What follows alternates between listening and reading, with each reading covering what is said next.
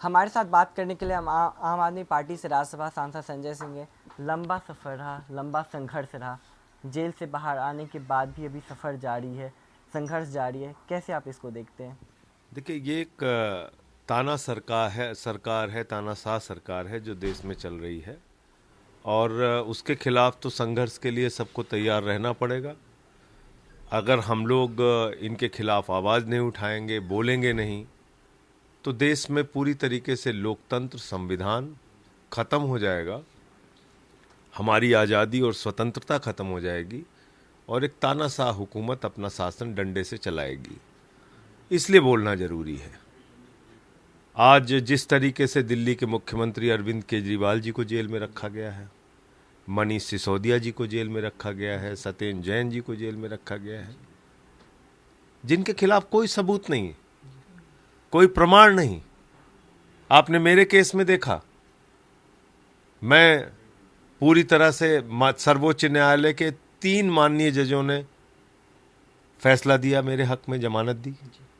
तो इसलिए मैं ये कहना चाहता हूं कि आज जरूरत इस बात की है कि अगर ऐसे ही चुने हुए मुख्यमंत्रियों को विपक्ष के जो हैं पूरे देश में गिरफ्तार कर करके जेल में डाला जाएगा, तो देश में तो लोकतंत्र बचेगा ही नहीं। 2 करोड़ जनता ने चुन के बिठाया, आपने उठा के जेल में डाल दिया। तो ये लड़ाई इस तानाशाही के खिलाफ है। जो इस देश के मुद्दे हैं, बेरोजगारी के, किसानों के, महंगाई के, आम इंसान की लोकतांत्रिक स्वतंत्रता के, उसके खिलाफ हम लोग आवाज उठा रहे हैं और उठाते रहेंगे। दिल्ली कथित शराब घोटाले मामले में आपको जमानत मिल गया, लेकिन आपके 3 साथी अभी जेल में। लेकिन अब आतिशी और सौरभ भारद्वाज का भी नाम उसमें जिक्र में आया है कि वो भी उसमें लीन थे। जो एक डरा हुआ तानाशाह होता है, जिसको ये खतरा होता है कि हमारी सत्ता जा रही है, वो क्या करता है? वो यही काम करता है, एक के बाद दूसरे को गिरफ्तार करो, दूसरे के बाद तीसरे को गिरफ्तार करो। ये कहीं ना कहीं इस बात का भी संकेत है कि भारतीय जनता पार्टी बुरी तरीके से डरी हुई है और सत्ता से जा रही है, इसलिए वो लोग घबराहट में ऐसे कदम उठा रहे हैं। लेकिन इसका कोई फायदा बीजेपी को नहीं होगा, उल्टा नुकसान होगा। आज लोगों की जिस प्रकार से सहानुभूति अरविंद केजरीवाल जी के प्रति और आम आदमी पार्टी के प्रति पैदा हुई है, ये अपने आप में एक अद्भुत फैसला देगी, एक अच्छा फैसला दिल्ली और देश के हक में देगी, मुझे पूरा भरोसा है। अरविंद केजरीवाल जी इस वक्त जेल में हैं। भाजपा कह रही है इस्तीफा देना चाहिए, एलजी बोल रहे हम सरकार नहीं चलने देंगे, आम आदमी पार्टी है बोल रही है कि सरकार वही चलाएंगे। तो दिल्ली सरकार आखिर कसम में है इस वक्त। देखिए, इस्तीफा किस बात के लिए देना चाहिए? आप किसी भी आदमी पे झूठा मुकदमा लिखिए और झूठा मुकदमा लिख के जेल में डाल दीजिए। इसी अरविंद केजरीवाल पे आपने 2015 में सीबीआई का छापा मारा था, तब भी कह रहे थे इस्तीफा दे दीजिए।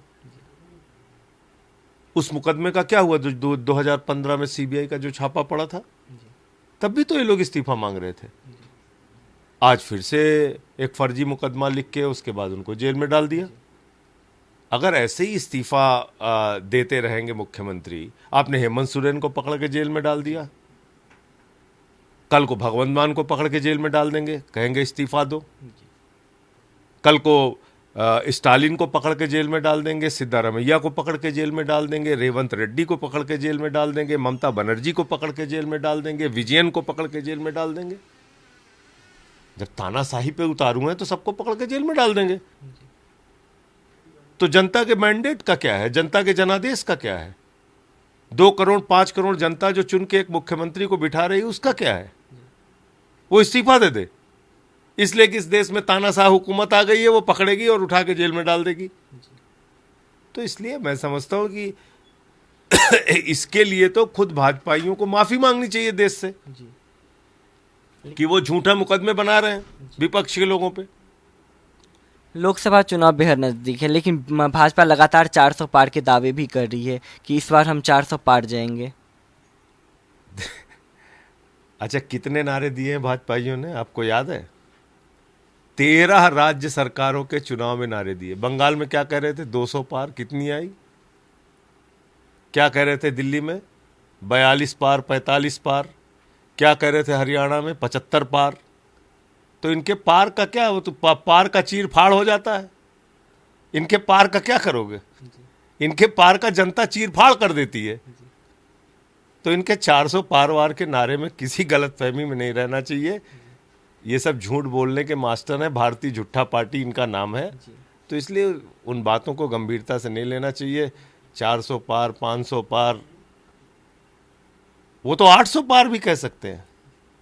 भाई भाजपाइयों का क्या है? तो कहेंगे सिर्फ अखंड भारत से हमारी सीटें आएंगी, 20 सीट पाकिस्तान से आएगी, 18 बांग्लादेश से आएगी, श्रीलंका में हमारी सीटें आएंगी, अफगानिस्तान में सीटें आएंगी। भाजपाइयों को तो कोई उनकी बातों को गंभीरता से लेने की जरूरत नहीं है। ऐसे 13 नारे देश भर में उन्होंने लगाए अलग अलग चुनावों में, जो कि फेल और झूठे साबित हुए। एक आखिरी सवाल, सुप्रीम कोर्ट ने आपको कुछ टर्म एंड कंडीशन पे जमानत दिया है, चुनावी प्रचार का दौर है, कैसा रहेगा चुनावी प्रचार, क्योंकि चुनाव बेहद नजदीक है? जो उन्होंने आदेश दिया है उसका मैं अक्षरशः पालन करूंगा। उन्होंने कहा है हमारे पासपोर्ट रखेंगे, मैं ईडी के दफ्तर में अपना पासपोर्ट जमा कर दूंगा। कल परसों जब भी ईडी वाले टाइम देंगे मैं जाके जमा कर दूंगा। दूसरा उन्होंने कहा है दिल्ली एनसीआर से बाहर जाते समय आईओ को सूचना दें, अपनी लोकेशन ऑन करें, वो कर दूंगा। तीसरा उन्होंने कहा अपने केस से संबंधित मुझे कुछ नहीं बोलना है, अपने केस से संबंधित कुछ नहीं बोलूंगा, जो शर्तें हैं वो मानूंगा। लेकिन शराब घोटाले मामले में आपके साथ 3 और आपके साथी थे, आप अपने केस के बारे में नहीं बोलेंगे, लेकिन जब आप जनता के बीच में जाएंगे तो किन मुद्दों को लेकर के इस बार? केस के बारे में मना किया है ना, तो अपने केस के बारे में नहीं बोलूंगा, लेकिन हमारे साथियों के केस के बारे में बोलूंगा। उसके जो तथ्य हैं, जो फैक्ट हैं, जो पब्लिक डोमेन में है, लोगों की जानकारी में है, उस पर बोलूंगा। और शराब घोटाला तो भाजपाइयों ने किया है, पूरी की पूरी भारतीय जनता पार्टी शराब घोटाले में सर से पांव तक डूबी हुई है। 55 करोड़ की रिश्वत शराब के कारोबारी शरद रेड्डी, जिसको ईडी ने किंगपिन लिखा, उससे भाजपाइयों ने लिया है।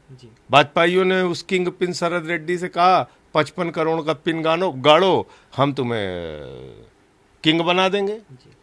तो रिश्वत तो भाजपाइयों ने ली है, उसका मनी ट्रेल साफ साफ है। इलेक्टोरल बॉन्ड के जरिए 55 करोड़ लिया है। चुनाव में कौन जीत रहा है इस बार? चुनाव में इंडिया गठबंधन जीतेगा।